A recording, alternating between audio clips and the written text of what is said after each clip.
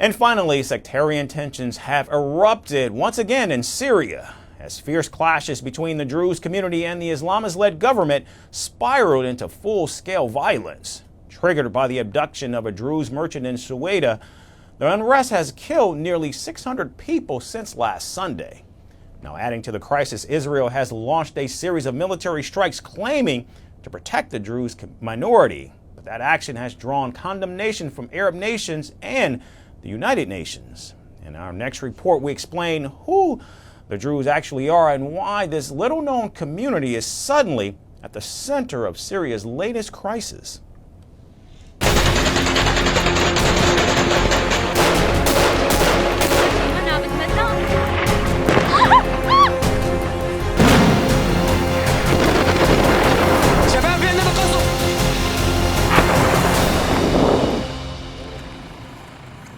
A fresh wave of deadly violence has gripped southern Syria.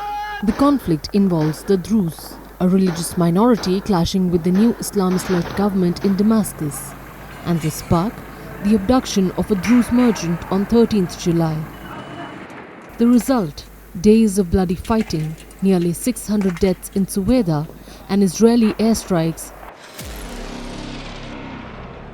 The Druze are Arabic-speaking people who follow a unique religion. They're an offshoot of Shia Islam. Founded in the 11th century, the faith emphasizes monotheism, reincarnation, and the pursuit of spiritual truth. Their community spans from Syria, Lebanon, Israel, Jordan to the Golan Heights.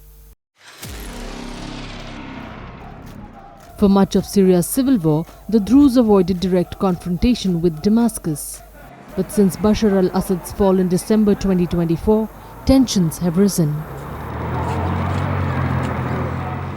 The new interim president, Ahmed al-Shara, once a member of Al-Qaeda, promised to protect minorities. I also address the Druze people, who are an integral part of the fabric of this nation. Syria will never be a place for division or fragmentation, or sowing discord among its people. We assure you that protecting your rights and freedom is one of our priorities, and we reject any effort that aims to drag you to an external party or to create division within our ranks. The interim government claims it is protecting the Druze community, but reports say otherwise. A UK-based war monitor has accused government forces of carrying out summary executions of Druze civilians. The allegations have deepened mistrust between the Druze and the regime in Damascus.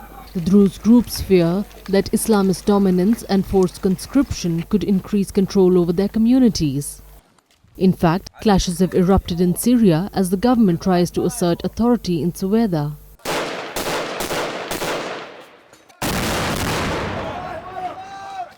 The Druze community is deeply divided.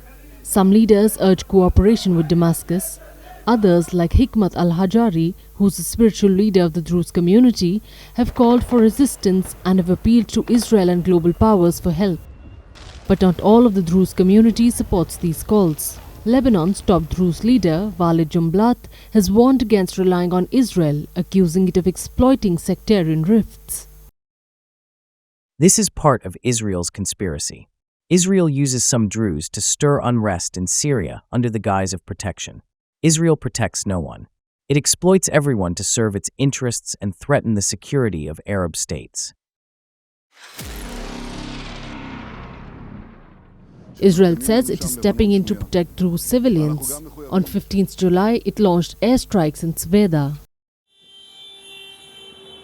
After Syrian government troops were dispatched to quell sectarian clashes in the region.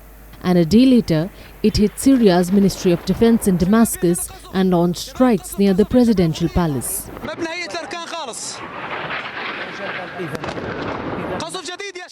Israel claims it is trying to stop the build-up of Islamist fighters near its border and opposes Syrian army deployments in the south. In Israel, there are over 150,000 Druze community members currently. Unlike Palestinian Arab citizens of Israel, several Druze Arabs are also serving in the Israeli military and police, including on the front lines in Gaza. Hence, their concerns cannot be ignored. We have set forth a clear policy, demilitarization of the region south of Damascus, from the Golan Heights and to the Druze mountain area. That's number one. Number two is protecting the brothers of our brothers, the Druze and the Druze mountain. Both were broken by the regime in Damascus. They sent troops south of Damascus, into the region that has to be demilitarized, and began slaughtering the Druze. That we cannot accept in any way. Since the fall of Syria's former president Bashar al-Assad, Israel has been reaching out to the Druze communities near its northern border, trying to build ties with Syrian minorities. Israel has long positioned itself as a protector of groups like the Kurds, Alawites and Druze, even as it strikes military targets inside Syria. The world is watching closely. The US has voiced deep concern, promising action to end the violence. It has also opposed Israeli strikes in Syria. Arab states including Egypt, Jordan and Saudi Arabia have also condemned the Israeli strikes. Iran and Turkey say Israel is destabilizing Syria. And the United Nations has called for restraint and warned against escalating the conflict further. With al-Sharat's Islamist-led government facing armed opposition and Israel striking military sites, the region is on the edge once again. While the road ahead is uncertain, the Druze fear losing autonomy. The government wants control, and Israel says it wants security. If violence continues, Syria risks slipping back into chaos. Whether dialogue or division prevails remains to be seen.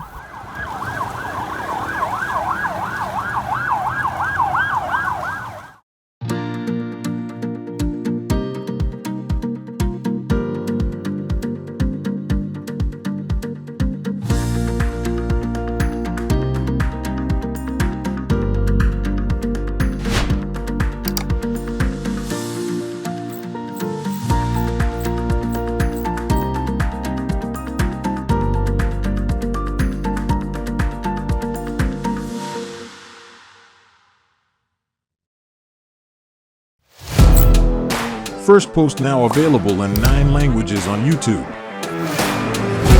English, $36 trillion. French, Le FMI, comme German, Geschäftsführenden Direktoren, Hindi, $30 trillion kakarjo. Indonesian, Pemerintah tanpa pemeriksaan. Italian, Sekali radikali. Japanese, 4 兆ドル以上も Portuguese, por causa do próprio balanço patrimonial. Spanish. Beautiful bill. Go to Settings, click on Audio Track and select the language of your choice. Be the first to know what's happening around you in your first language. Firstpost.